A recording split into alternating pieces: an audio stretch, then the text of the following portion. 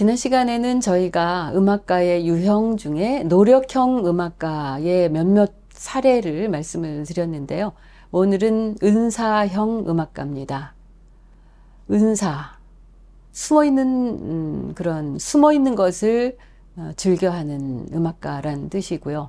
어디에 나서지 않기 원하는 음악가인데 나서야 할 텐데 이들은 자신의 음악에 만족하기 때문에 숨어있는 것을 더 좋아하는 그런 사례에 해당합니다.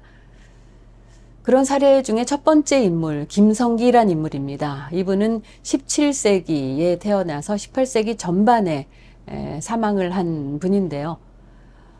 이분은 원래는 상의원에서 활을 만드는 사람으로 일했던 사람입니다. 원래 직업은 음악가가 아니었다는 걸 알 수가 있는 거죠. 이 사람은 자신의 직업보다 검은고에 더 많은 관심을 가졌습니다. 그래서 당시에 검은고 연주자로 유명한 왕색이란 분을 찾아갑니다. 그런데 배우는 열정이 굉장히 강한데 이 스승은 이 제자에게 많은 음악을 가르쳐 주지 않았습니다. 배우는 열정이 강했기 때문에 스승이 가르쳐 주는 음악은 거의 100% 소화를 해서 자신의 음악으로 만들게 되죠. 그런데 이분이 특정한 정치적 성향이 있어요. 그래서 소신파라고 할 수 있는데요. 예를 들면 고자질을 해서 높은 자리에 올라간 어떤 인물이 있습니다. 목호룡이란 인물인데요. 그 인물이 찾아옵니다. 사람을 시켜서 김성기를 찾아오는데요. 당신의 음악이 유명하다고 하니 와서 연주를 해보시오 라고 초청을 하는데 이 김성기는 단호히 거부를 합니다. 고변 잘하는 사람한테 가서 음악을 연주하고 싶지 않다. 이렇게 소신을 가지고 있기 때문에 음악가로서 탄탄대로를 걷는 분은 못 되는 거죠. 시류와 영합하지 않았기 때문에. 그래서 그의 만년은 항상 가난했습니다. 처자식들은 굶었고 새빵살이를 했고, 그리고 자신은 낚시를 즐기며 살아가는 거죠. 그래서 스스로 호를 조은, 고기를 낚으면서 숨어 사는 사람이다. 이런 호를 지은 인물입니다. 자, 이분이 배우는 과정을 잠시 말씀드려야 할 텐데요. 스승의 집에 몰래 찾아가서 배우는 그런 행보를 보입니다. 스승은 항상 음악을 아주 조금씩만 가르쳐 주는데 자기가 보기에 그 가르침이 부족한 거죠. 그래서 스승의 집에 몰래 찾아가서 숨어서 스승의 음악을 모두 듣습니다. 그리고 그 들은 음악은 자신이 100% 소화를 해서 연주를 하게 되는데요. 어느 날 스승이 그 음악을 듣게 됩니다. 그 음악을 듣더니 자신의 음악을 이렇게 소화를 잘한 제자가 있다니 하면서 결국은 제자에게 모두 자신의 음악을 전수하게 되죠. 그렇게 해서 성장을 하는 과정을 보이게 되는데요. 이 사람은 자신의 음악을 모두 악보로 기록합니다. 지금 현재 악보도 남아 있습니다. 사람들은 이 사람에 대해서 굉장히 중요한 음악가라는 것을 인정을 해서 당시에 여러 잔치판에 초대를 하게 되는데요. 잔치판에 김성기가 없으면 허전해할 정도의 위상을 갖게 됩니다. 이 사람이 이제 나이가 들었습니다. 76살이 됐는데요. 이 해는 경종이란 왕이 승하한 해입니다. 자신의 죽음을 예감하고 이 사람은 자신의 음악을 제자에게 전해야겠다라고 생각하고 앞을 못 보는 맹인 제자 주세근의 집을 찾아갑니다. 그런데 당시는 국상 중이기 때문에 음악 연주를 하면 안 되는 때였던 거죠. 그러니까 어느 빈집, 조용한 빈집으로 제자를 이끌고 들어가죠. 그런데 때는 겨울이기 때문에 아주 춥습니다. 이 김성기는 자신이 직접 방에 불을 떼서 데피고 제자에게 비파라는 악기의 중요한 부분을 가르칩니다. 자신이 알고 있는 비파라는 음악의 선율은 바로 조선시대 이전의 음악, 고려시대의 음악입니다. 고려시대의 음악인데 오로지 자신만이 알고 있는 그런 음악이죠. 그 음악을 자신이 죽게 되면 더 이상 맥이 이어지지 않으니까 제자, 맹인 제자 주세근을 찾아서 음악을 전수하게 되는 거죠. 그래서 이런 노력을 기울였던 젊은 시절을 보내고 늙어서는 자신의 음악을 어떻게 보존할 것인가에 노력을 한 사례를 알 수가 있는 거죠.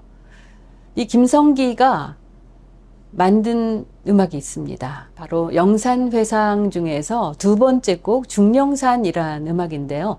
이 검은고로 연주한 음악인데요. 그 음악은 악보도 남아있고 현재 많은 분들이 음악을 연주하고 있습니다. 검은고 독주로 중령산을 한번 들어보시겠습니다.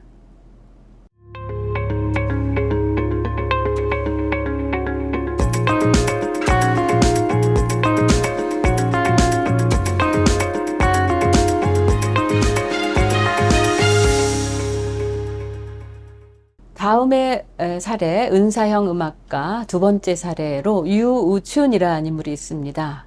이분은 해금을 아주 잘 연주한 18세기 음악가인데요. 원래 노비 신분이었습니다. 그런데 이분의 아버지는 양반이었습니다. 그런데 어머니가 종의 신분이었기 때문에 조선시대에는 어머니 신분을 따라가게 되죠. 그런데 자신의 정체성이 사실은 좀 애매하죠. 아버지는 양반, 어머니는 노비. 결국 노비 신분이지만 의식은 좀 남달랐다라고 볼 수 있는 거죠. 그래서 이 유우춘의 그 형이, 배다른 형이 노비 신분에서 해제를 시켜주게 되죠. 결국 그런 상태에서 자신이 선택한 길은 음악가가 되는 길이라고 생각을 해서 군영 소속 음악가가 됩니다. 해금 악사로서 용호영이라는 곳에서 일을 하게 되는데요. 자신이 음악가를 선택한 이유는 나이가 많은 어머니를 봉양하기 위해서였습니다.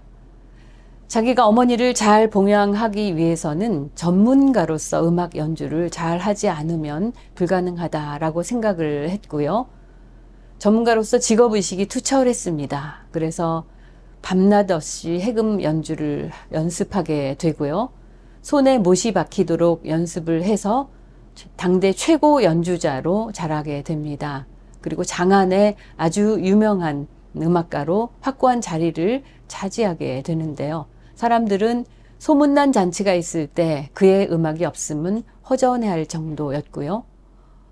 또 사람들은 이 사람의 음악을 들어보지 못했다라고 하면 시대에 뒤떨어진 사람인 것처럼 취급하는 정도의 그런 음악가로 크게 된 거죠. 그런데 유우춘 자신은 정작 예술적 경지가 깊어질수록 회의에 빠지게 됩니다. 이유가 있죠. 사람들이 좋아하는 음악은 자기가 연주하는 진지한 음악이 아니라 오히려 거지가 잠깐 배워서 연주하는 해금 소리를 좋아합니다. 모기 앵앵거리는 소리, 짐승 소리, 풀벌레 소리, 아이가 우는 소리를 흉내내서 연주하는 거지가 연주하는 해금 소리를 좋아한다는 거죠.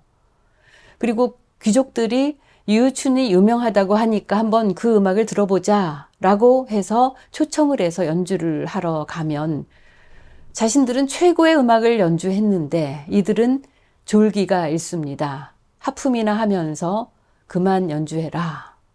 이런 식의 반응을 보이는 거죠. 최고의 음악을 연마하고 최고의 수준을 가지고 있는 유우춘으로서는 그런 현실을 참기가 어려운 거죠. 그러니까 이런 식으로 앞으로 계속 내가 음악 활동을 해야 할까 하는 회의에 빠지고 결국 늙으신 어머니가 돌아가시자 음악을 그만두고 자취를 감추게 됩니다. 그리고 사람들의 시선에서 사라지게 됩니다. 그 이후의 행적은 알 수가 없죠. 그런데 음악가들이 이런 식의 존재하는 상황, 자신의 음악을 알아주지 않는 사람들에 대한 실망, 이런 것들은 사실 서양에서도 많이 있었죠. 하이든의 경우 여러분 잘 아시는 놀람교향곡의 2악장이 바로 그런 맥락에서 작곡을 했다고 하죠. 놀람교향곡 2악장을 보면 처음에는 아주 작은 소리로 연주를 하다가 중간에 아주 센 그런 크기의 음악을 연주하도록 작곡을 했습니다. 그러니까 졸던 귀족들이 정신을 바짝 차리게 되는 그런 장치를 음악가가 만들었던 거죠. 바로 유유춘도 그런 귀족들의 모습을 보고 실망한 그런 사례가 되고, 또 사람들은 열심히 연주한 음악가, 진지하게 음악을 연구한 음악가들의 음악보다는 거지들이 재밌게 소리내는 것을 더 좋아했더라. 그러니 더 이상 음악 안 하겠다라고 숨어버리는 그런 사례, 역시 은사형 음악가라고 할 수 있겠죠. 우리가 은사라고 하면 벼슬을 하지 않고 숨어서 사는 선비라는 뜻입니다. 벼슬 하지 않은 이유가 여러 이유가 있겠죠. 세상의 흐름이 마음에 들지 않는 거죠.